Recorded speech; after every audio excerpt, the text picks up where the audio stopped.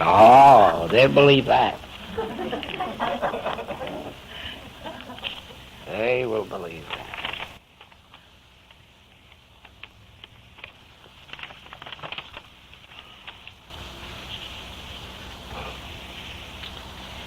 In these last few weeks, oh yes, I forgot to tell you that this is our second Chicago closed class 1958. And it is April 1958. And we're in Chicago, and it's not true that they have snow all year. That's for the benefit of our people in South Africa and Australia who might want to visit here and are afraid of the snowstorms. In these last few weeks, the question has come up more and more and more, what about this body? This body bothers me. What about this body? That really shouldn't have been in the infinite way, because there's been so much in the writings and on the tapes on the subject of body that it should be clear. But I do understand that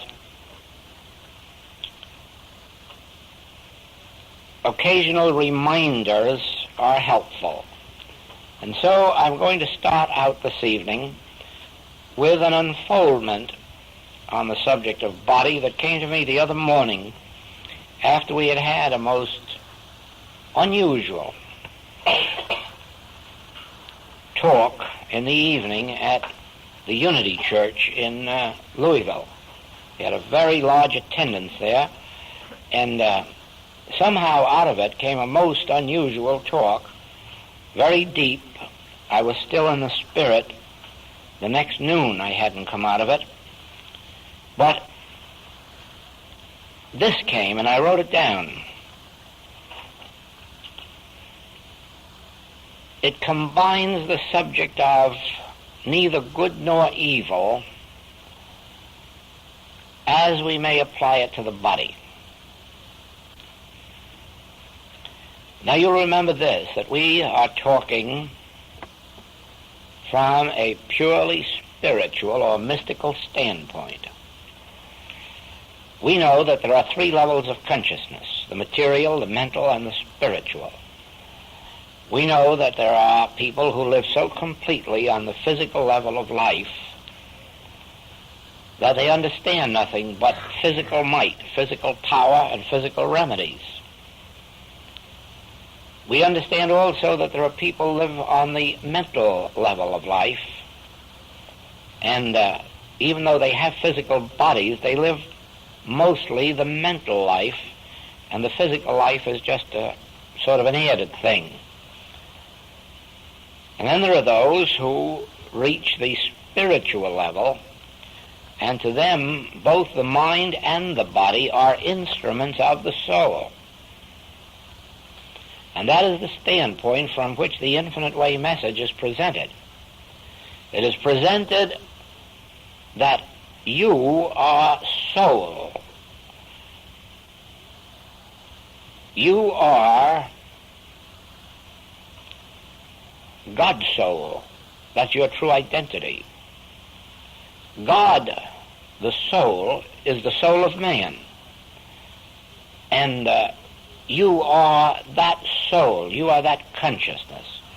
Your true identity is not body. When you look in the mirror, you're not seeing yourself, you're seeing your body. And when you are thinking, that thought process or mind process is not you. It is an instrument which you are using for thought purposes. So that behind the mind and the body, there is you. You, the thinker. And mind is the faculty of thought. Body is the instrument of, call it locomotion or getting around or whatever you call this human experience of transportation. Now, with that in mind, you are the soul. The mind is the instrument which you use for awareness, and the body is your instrument of daily life. My body has neither qualities nor quantities of good or of evil, has neither sickness nor health, is neither large nor small, has neither life nor death. For my body is the temple of God, God's substance expressed as form, and embodying and including all and only qualities and quantities which constitute God, the I Am, the soul. My body has neither youth nor age. It is as ancient as God, and as young as each new day. My body is not governed by laws of matter or of mind, but it is governed by the grace of God. For thine is the kingdom and the glory and the power. God is the light of my body. In my body is neither material darkness nor mental ignorance. God is the light unto his holy temple, which my body is. God unfolds, discloses, reveals himself as body, as temple, a place of holiness and peace, which my body is. God's grace maintains and sustains his body, which my body is. Laws of mind and matter belong only to this world, which I have overcome. My peace, my grace, sustains the spiritual kingdom, which is my abiding place. Now, to think, to be able to remember that you live and move and have your being as consciousness, in consciousness, removes you from the sense of living in a body and being limited by a body. You don't live in your automobile and you're not limited by your automobile. You can jump in and out at will. And when you once understand that you live as consciousness, and that as consciousness you are the soul of your body, the soul of your mind, you are the law, the life unto your mind and unto your body, you will do two things. You'll come out of that belief that existed before metaphysics was discovered and practiced, the belief that body itself has the issues of life. In other words, that body can have health, or that body can be healthy, or that body can be diseased. Now, we have known for decades that that is not true, that the body is actually subject to something higher than itself. And the first teaching along that line was that the body was subject to mind. And that set people up using their minds to control bodies. And at first it worked. It was such a novel idea and so new, and nobody had ever thought of using the mind for purposes of control except the old primitive people who had known these mental things for countless centuries.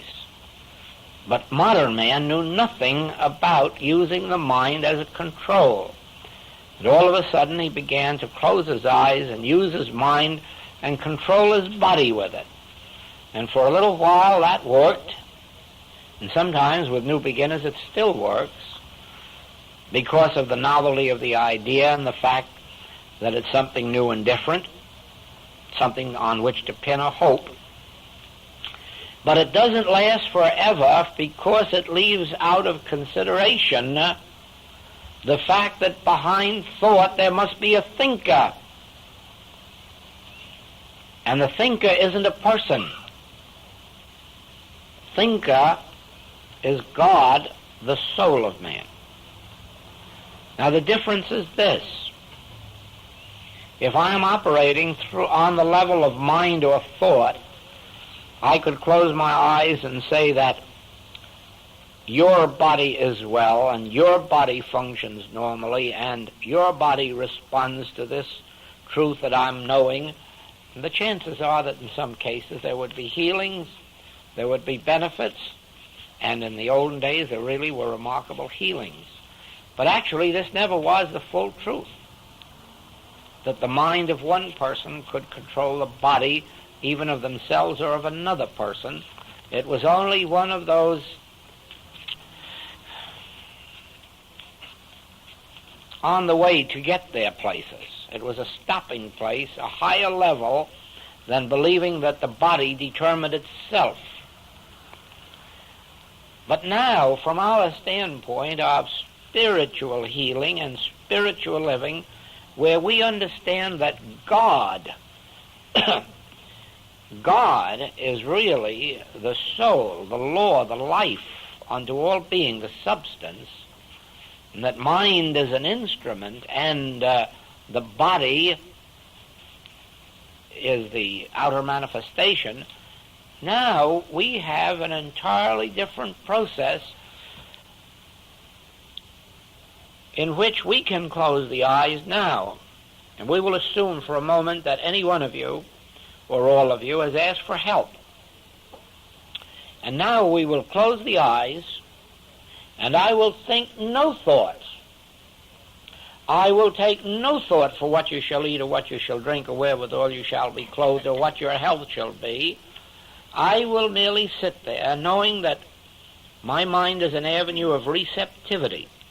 Receptive to what? The still small voice, that which we call God, that which we call the soul of man. And then I, Joel, will sit here in this receptive mood, and I will think no thoughts, and I will make no declarations.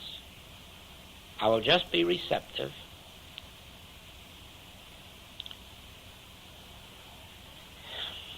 And then the still small voice, if you want to call it that, or as the Psalms gives it, he uttered his voice, the earth melted.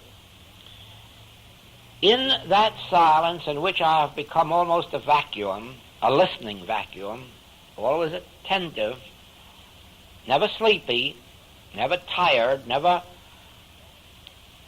lagging, always awake, alert.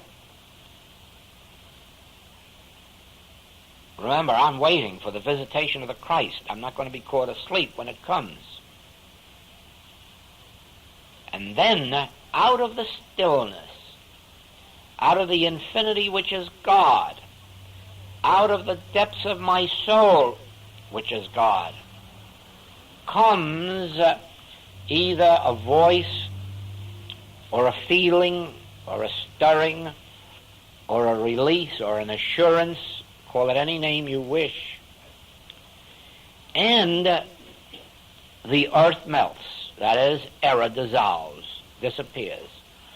Now you see, it makes no difference whether it's physical, mental, moral, financial, or human relations, because it isn't my wisdom that's undertaking the work. I'm not drawing now on what I've learned in my years of life on earth. I'm not starting to judge what your life should be. I am holding myself completely receptive to that which created you in the beginning and which knows your destiny, and now I'm going to allow it to voice itself, and then you'll be back where you belong, under the jurisdiction, under the government of your Heavenly Father which is within you, closer than breathing, nearer than hands and feet, he that knoweth your need before you do, and he whose pleasure it is to give you the kingdom. So you see, I then, as the practitioner or teacher, I become a transparency. You don't come to me, you're coming to God. And I do not assume the duties or functions of God to know what's right for you, or to tell you what's right, or even to know how to bring harmony into your experience. My function is to pray. Now, the difference between prayer as you were taught it in Orthodox teachings and prayer as you learn it in spiritual teachings is this. In your older teachings, it was assumed that you knew what to pray for. Health, harmony, employment, companionship, so forth. And you went about asking for it. In prayer, as it is taught in all mystical teachings, no human says a word or thinks a word. The praying is done by God in man. And I am merely the instrument through which the voice of God, the truth of God, He utters His voice. What is it about His word? Is quick and sharp and powerful. Doesn't say anything about my word being that. Doesn't say anything about your word being that. And let nobody believe that their word is quick and sharp and powerful, because nobody has risen to that point yet, not even Jesus Christ, who said, and wasn't a bit ashamed to say, I can of my own self do nothing. If I spoke of myself, I'd speak a lie. Therefore, it is not my wisdom, nor my power that's healing you, but His that sent me. And therefore, I become receptive and responsive. I become a transparency. And then He comes, whose right it is, and moves right in. And it's quick, sharp, powerful, changes the body upside down in the twinkling of an eye when we are really receptive and responsive to it. Now, we have come through many states and stages of consciousness to reach this one. We have come through those stages where we prayed, bless my mama and my papa and my aunt, my uncle and my cousins, and had no thought at all for the neighbors down the street. And we have come through the state of consciousness where we pray for a patient or a student. There was that stage too. Some were even taught to mention the name of their patient in the treatment. Some were even taught to have a list with a whole lot of names running down there. Take one at a time. As if God could do something for this one and omit this one over here, or as if we could direct a prayer to this particular person and have God's energy come down and center itself on the person we named. Not only that, we were so presumptuous, we also named the name of the disease. Oh yes, we knew that too. Doctors have only attained 50% of accuracy in their diagnosis, but we assumed 100%. We could always say it was the heart, the liver, or the lungs, and send God right down there. Oh, that was a state and stage of consciousness too. But now we know that true prayer is a realization of universal truth. Prayer is a realization of something that is true about the entire kingdom of God and of God's creation. I'm not praying when I know the truth about you. I'm only praying when I know the truth. The truth is that God is the life of individual being. God is the life of animal, vegetable, mineral kingdom. God is the soul and the substance and the law and the activity. God is the very presence unto all that is. God is the only power. Beside God there is no power. Whether you call it infection or contagion or heredity or old age or approaching age, whether you call it infection, whether you call it epidemic, accident, there's no such thing in the kingdom of God. When we know this truth about God and God's creation, and then sit in this quietness for God to utter his voice, then we hear from the patient that there is improvement, that there is healing, that there's a change, that something or other is taking place, even if it's only a change in concepts or consciousness. The question is then, how does prayer or treatment of this kind reach your particular patient? And the answer is that they have brought themselves to your consciousness and have thereby made themselves a part of your consciousness, and every bit of spiritual truth that takes place in your consciousness becomes the law unto them. Now, unfortunately, it was discovered, and this was back in the days when you were knowing the good truth about your patient and they responded beautifully, it was discovered that you could also know something bad about them and make that come true. And there came a dilemma, because now you couldn't be sure when you went to a practitioner whether they were going to know the good truth or the bad truth. But you see, this eliminates all of that, because we make the acknowledgement that neither the good thinking, the right thinking of an individual, or the wrong thinking has any power.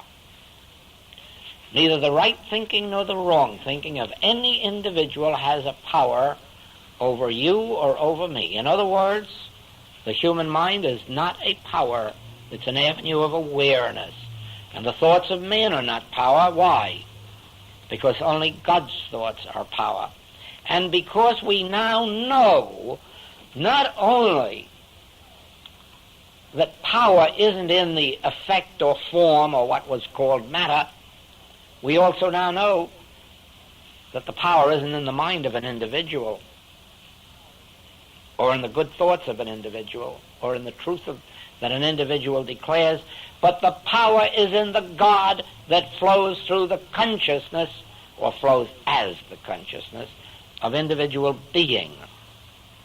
Now, do you not see what we are dealing with?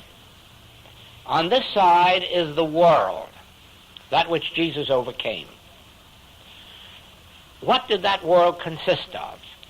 Now, it wasn't an externalized world, you know, because the Sanhedrin went right on performing its unholy functions, and Rome went right on conducting its unholy business. Nothing was changed in the outer world at all, and yet the Master says, I have overcome the world. Actually, what had he done? He proved that neither matter nor mind had power. He did not have to fear the mind of man, nor the body of man, nor the carnal weapons of man, for they were powerless in his recognition of the fact that God alone is power. Now, he could well recall Isaiah then, cease ye from man whose breath is in his nostril. Cease ye from believing that you can get any good out of his right thinking, and cease ye from believing that he can do any harm with his wrong thinking, since the only power is God's spirit, soul, and when it utters its voice, the earth melted. Now we have in the metaphysical books of, we have several good metaphysical books that have been in the metaphysical world, and there's enough truth in these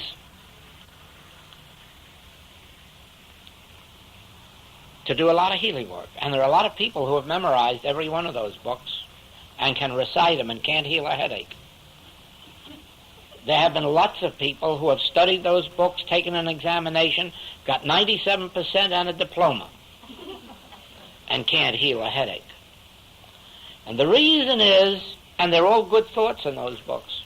Emily Cady never wrote any bad thoughts, neither did Mrs. Eddy. They're all good thoughts. Lots of good ones in the infinite way. Oh, I'll give you an assurance on that. Not a bad thought in it. But you could know all of those good thoughts and right thoughts, and you could declare them, and you still might never heal a headache. Not even a simple one. Why? Because there's no power in thought. Who, by taking thought, can add to a statue 1 cubit? Who, by taking thought, can make a white hair black? And if you can't, by taking thought, do the least of these things, what makes you think that by taking thought you can heal cancers and consumption and polio and stop wars and poverty and all the rest of it? And the answer is, you can't. You really can't. If you are of a strong enough mentality, and you can get some patients of a weak enough mentality, you can sit around knowing some truth and making go out feeling that they've been healed. And maybe they are of that particular claim, but next week it'll be a different one. Now, watch this, because on this the whole success of your work depends in the infinite way.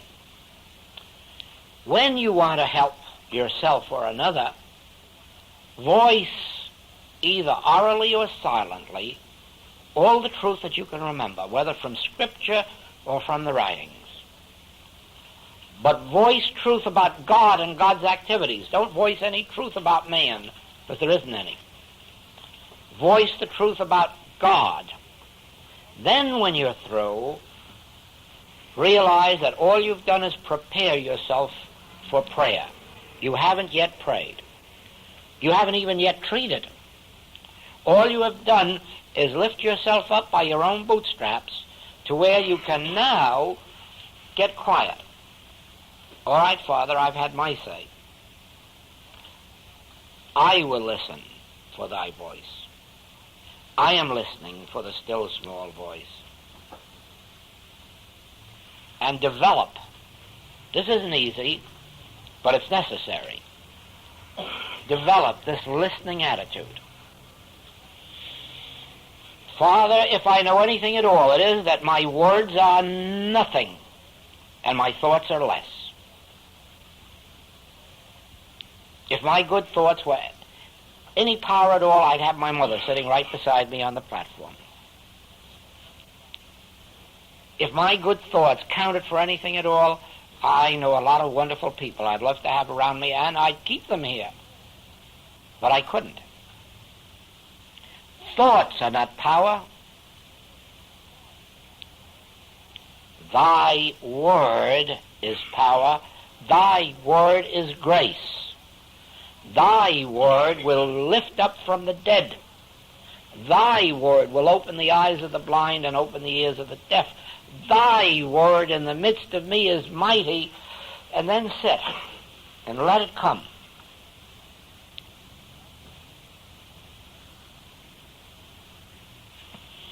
It takes practice. It takes time. It takes a conscious knowing of all the truth that you possibly can know to prepare yourself. Because when you get to this point of listening, you must have a solid foundation of conviction that there's only one power, that you're not going to God to have him heal a disease, that you're not going to God to have him change somebody's nature, you're not going to God to have him reformed, you're not going to God for supply. Otherwise, you're acknowledging two powers, good and evil. And you want God, the big good power, to do something to the nasty little devil power.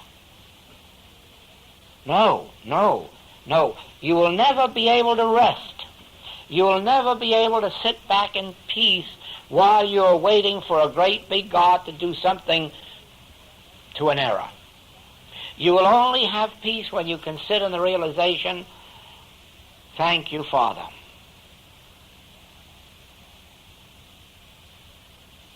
All I expect of your word is that it'll burst the bubble, pierce the veil.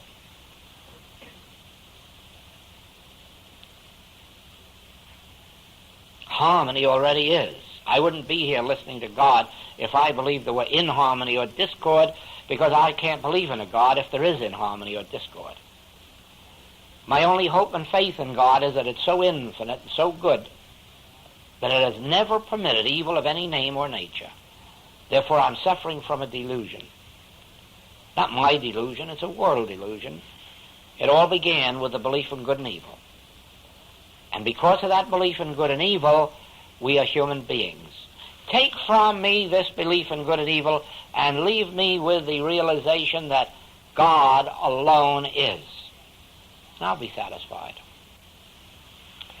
And that then will enable you to come to the second part of your work, which ultimately you will realize to be the most important part. And that is this.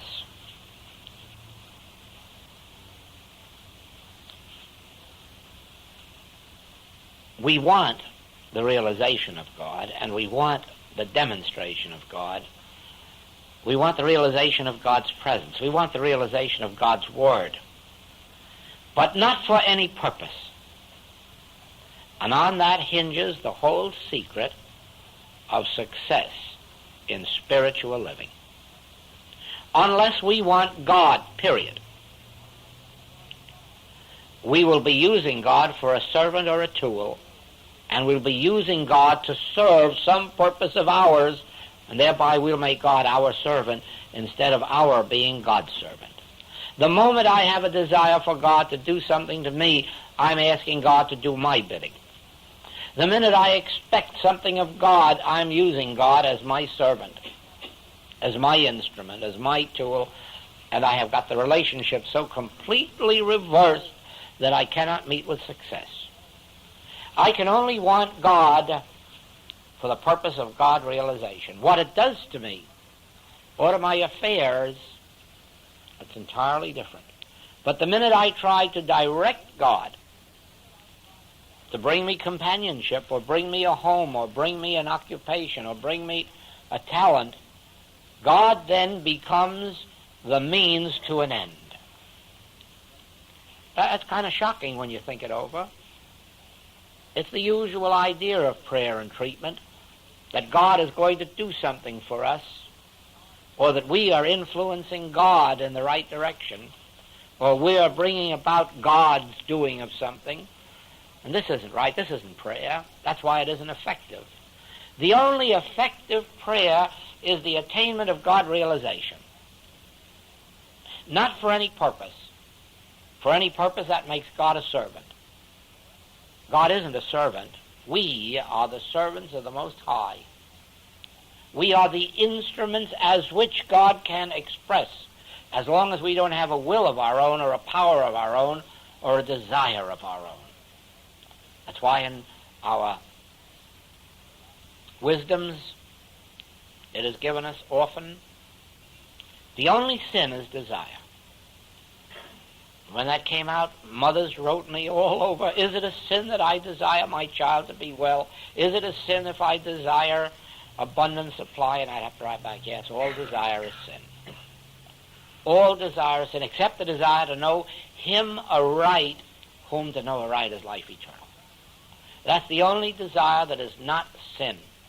What right has anybody got to want to see their child well? But all right if they'd have just said, could I desire that all men and women on the face of the earth be well? Well, now maybe that'd be a little higher thing. But just my child and ignore this one's child down on the corner gives me shivers. You see, God is no respecter of persons. And that can be taken in two ways. God is no respecter of this human being. Because if God were a respecter of human beings, all human beings would be spiritual, perfect, eternal, harmonious, and prosperous. And we wouldn't have any need of truth movements. It is only because God is not a respecter of persons that persons are trying to find out what is the secret that brings harmony into my experience, and the answer comes from Paul: die daily. Die daily to your humanhood and become reborn of the Spirit or the Master. My kingdom is not of this world. Well, don't try to bring my kingdom then into this world, but leave this world for my kingdom. And how do you do that? Drop your desires. Come up high in the atmosphere of prayer to where you can really say to God, I want nothing of a selfish nature. I want nothing of a personal nature. The heavens declares the glory of God. The earth showeth forth his handiwork. I too must show forth God's grace, God's glory. Nothing selfish, because when I say I, I'm speaking of you. I am you and you are me. I in you and you in me. What I'm seeking for myself, I'm seeking manifest as the world. Wouldn't it be terrible if there was one healthy person in the world and all the rest were disease? Wouldn't it be terrible if there were one wealthy person in the world and all the rest were poor? What happiness, what glory, what achievement could there be for the one or the few? You have to get your joy out of life. Everybody in this world has to be having the same joy, the same freedom that you are, else you can't be joyful and you can't be free, because you've got their groans inside of you, even if you don't know what it is that makes you wake up in the morning and feel sad. And you look and you say, but what have I got to be sad about? Life is beautiful. Your life is, but you are feeling the cries of the millions. And you know you can't be entirely happy while you know that there's much misery in the world. You can't be entirely happy with your wealth while you know all this poverty is going on in the world. You know, it's like traveling in some of these foreign places. India, Hong Kong. You leave your hotel in the morning, you go out on the street, and there's a dozen women out there, each one with a 3 or 4 month old baby on their arm. You wonder where they get them all this one age. And they have the baby's hand out this way for pennies, for coppers. And you can't go out really and enjoy your day because there's so many of them there, you can't feed them all. Or you have to go back to your room and wire for money. And so you finally do go out, but inwardly you're carrying that burden with you of all these people that you're seeing there. Many times I meet people on the trip who have been to those places and say, I couldn't go back because I can't have any joy there. Well, I know, but that's putting your head in the sand. They're there just the same, and you know they are. At least with us, we can become free of the burden. We know we haven't got enough dollars in our pocket or in our government treasury to take care of the whole situation, but we can be free, because even though silver and gold have we none, that which we have we can give them, and that is our righteous prayer, which is opening ourselves to God to let the Spirit of God come through and feed them and clothe them and house them, which with all the money we may have we can't do. The only way that you can live without the burden of this world's disasters is if you're living in a true sense of prayer, where you know that you are sharing, even if not silver and gold, you are sharing the one thing that will lift them out of their troubles more quickly than money would. And that is this very prayer. Not, oh, God, feed these poor children. Nobody pays attention to that, not even God. That kind of prayer has been going on for thousands of years. That doesn't do any good. Oh, God, pity these poor people and do something for them. It never happens. China has been this way for centuries, and India has been this way for centuries, and people have been going to church praying, oh, God, do something about it. No, but you can lighten your load and theirs by a righteous sense of prayer. That is, by your realization of the one infinite nature, the one infinite power, the one infinite glory, the one life, then the ability to sit back, be a transparency.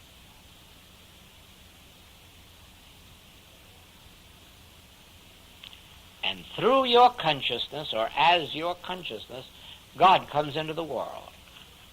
Now, that is why a minister, a metaphysical minister, on a platform, or a metaphysical teacher, or a metaphysical lecturer, on a platform, not knowing who's in the audience or what their conditions are, always brings out some degree of healing in the audience. He never knows how much, because sometimes people don't realize that their healing came while they were at that particular event. It happened the next day or the day after, and they didn't connect it with that. Sometimes it happens in such a miraculous manner, though, that they almost know the minute during the lecture or the service or the class when it happened. But the point that I'm making is that every metaphysical minister or lecturer or teacher, merely by being on the platform, is producing healings in his audiences. Now, some of those healings may be a physical disease, but most of them consists of the regeneration of consciousness of the individuals in the group, so that if they stay there 6 months or 9 months or a year, they find their whole consciousness regenerated, and whereas before they were blind, now they see. Whereas before they were poor, now they're employed. Whereas before they were spiritually ignorant, now they are spiritually illumined. And that comes not because the minister, teacher, practitioner knows anything about that individual out there. Oh, no. It is because in his or her meditations, they have made themselves a transparency for God, not by voicing truth and not by asking God to do things, but by coming to the realization that God finds entrance into human consciousness only as the consciousness of an illumined individual. Do you not see that the world at large in its ignorance has no God in it? And that's why all these horrible evils can take place.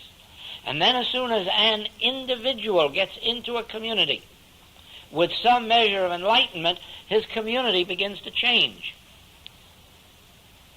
More health comes, more supply, more peace, more spiritual understanding, more of a universal brotherhood. So it is. As this multiplies, that's how peace ultimately must come on earth.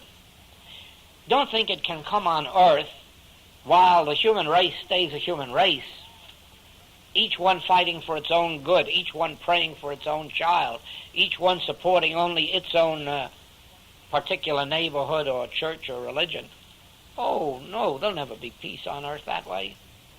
There never will. All these differences will keep them divided. Peace on earth will come when, through the enlightened consciousness, let's go back and say of Moses, a whole race of people is carried through the wilderness into freedom. When later, through the one enlightened consciousness of a Jesus Christ, hundreds upon hundreds of people catch the light. 12 here, 70 here, 200 here, go out into the world and carry that light. Each one of those becomes a light unto some community. And so you have a 300-year period in which spiritual light is spreading. Well, as soon as a period comes along in which you squelch those illumined ones, then you've taken the light out of the world.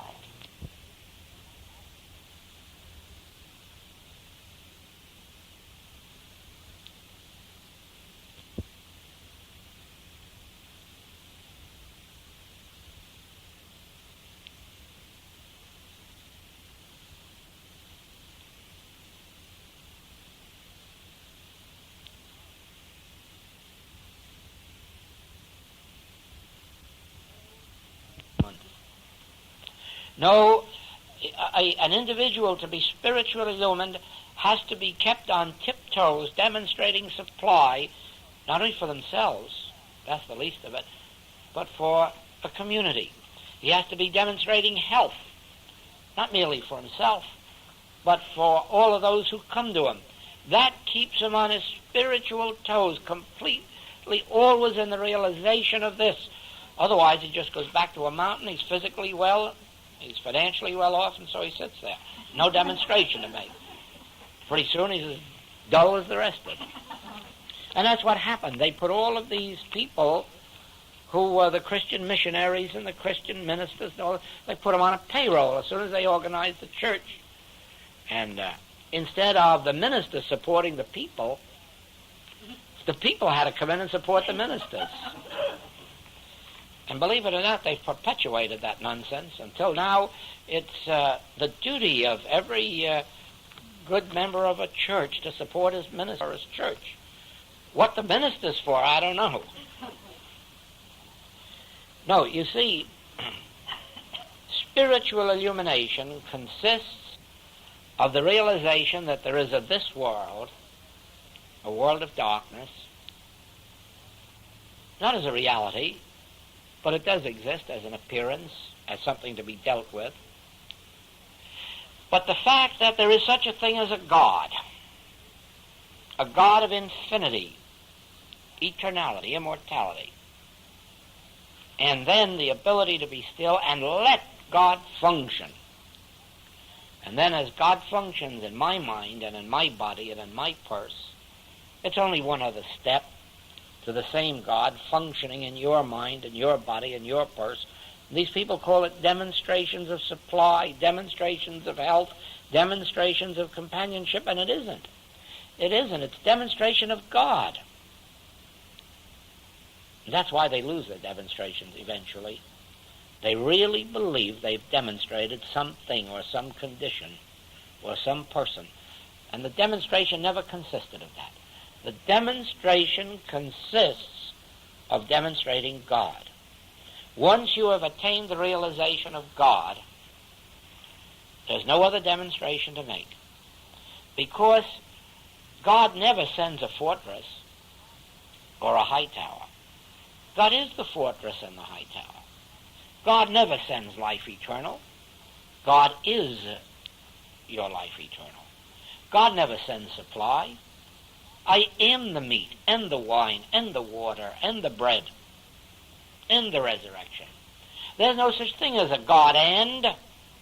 There's no such thing as God giving us anything. God is the giver, but all that God can give is himself. God is the giver, God is the gift. When you have God, you have eternal harmonies. Now, outwardly, it may manifest as your health, it may manifest as a new occupation, it may manifest as a new talent, a new gift of some kind. It may manifest as a long-lost inheritance. It can manifest in anyone, but then watch out and don't get hooked. Don't say, I've made a demonstration of supply, I've made a demonstration of companionship, I've demonstrated my health. You haven't. You've demonstrated God. And if it was your practitioner that did it for you, your practitioner doesn't know how to demonstrate your health. I know that. I've been a practitioner too many years. I can demonstrate a realization of the presence of God for you, and that's as far as I can go. What that does to you depends on your state of consciousness at that moment. You may think that health is your greatest need of that moment, but as this consciousness unfolds, it fills out in some entirely different direction, and you may carry the sickness for a while other things are getting adjusted.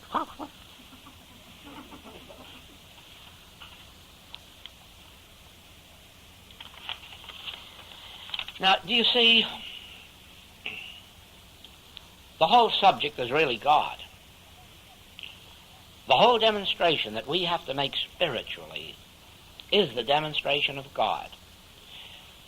Knock out of this infinite way activity all nonsense about demonstrating this, that, or the other thing, and catch this idea that you want to close your eyes, fill yourself full of God, and then be a beholder and see what God does to you.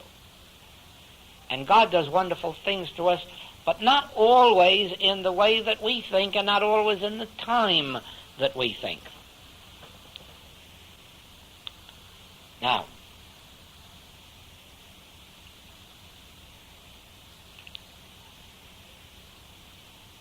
I bring this to your attention for this reason. The infinite way as a whole is a mystical teaching or a mystical way of life. Last week our entire class was on that subject. But a mystical way of life means this. It means living not by law but by grace. That's a mystical way of life. Not because you earn it or deserve it or are worthy of it. Not because you have fulfilled certain conditions of law. No. The woman taken in adultery didn't fulfill any conditions of law. The thief on the cross didn't fulfill any conditions of law. It was an act of grace. Neither do I condemn thee. The past is wiped out. Now, as human beings, we live under the law. And that means we live under the law of drafts, of infection, of contagion. We live under the law of boom or burst. We live under the law of war or peace. And our circumstances vary with all of those things. If there's an epidemic of flu, a certain amount must get that. If there's an epidemic of this, a certain amount must get that. That's living under the law. But spiritual living is living under grace, where you are not touched by conditions of matter or of mind, where neither the individual or collective thoughts of mankind ever touches your mind or your body. You're completely immune to them. As if you were to sit out there and say 2 times 2 is 5, I sitting here knowing they're 4, you can't touch me. I don't care how many numbers there are out here. All of you put together could keep singing 2 times 2 or 5, but you can't move me. Because I'm not under that ignorance. That's a law of ignorance. I'm under the grace of knowledge, of wisdom. So it is. The very moment you make the transition from law to grace, you don't say, I work 6 days a week and earn so much. I am the Son of God and my needs are met. You don't go by what the weather is or climate is for your health. Your health is the gift of God, not a gift given by God. It is God's gift of himself to you which constitutes your health. And you're not subject any longer to the law of infection, of contagion, of heredity, of age, change. None of these things move me. Why? I have come out from among them and become separate. And now I'm not under the law, I'm under grace. The materialist who's living in matter, he couldn't say this. He has got to have matter for matter, material energy for material energy. The next fellow has got to have a right thought in order to move a wrong thing.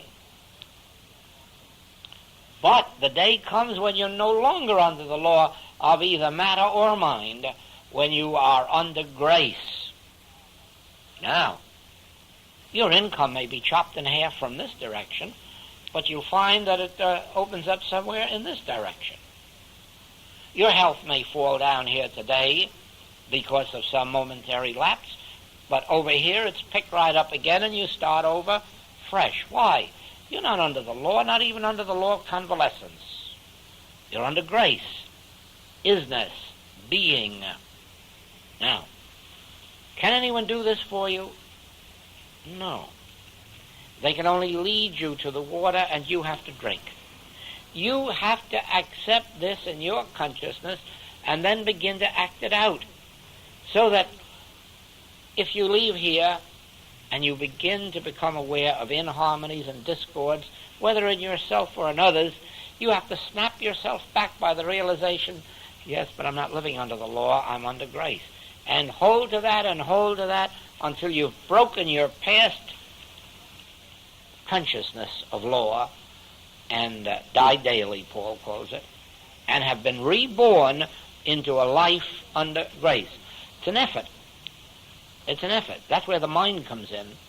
The mind comes in as an avenue of awareness. Now that I know it is possible to live by grace, and I've learned it through the mind, I've become aware of it through the mind, now I can remind myself through the mind 1,000 times a day if I want, I live not by matter or mind, but by grace. When I thought I lived by money, I had to think in that way. When I discovered that I lived by the grace of God, I had to learn to recite it 100 times a day. Thy grace is my sufficiency. Until I died, till I broke myself off from that old belief that I was attached to money, or money was attached to me, or we had any relationship to each other. And then it was broken. When it was broken, here was I. Right here. Thy grace is my sufficiency in all things. Do I allow myself ever to be tempted by the belief that money is necessary for something? Never. Never, never. The thought never enters my mind that money plays any part in my life's demonstration. Thy grace is my sufficiency, and I'm living by that. Whatever money is necessary appears, and very often you'd find how often it doesn't have to appear. Now,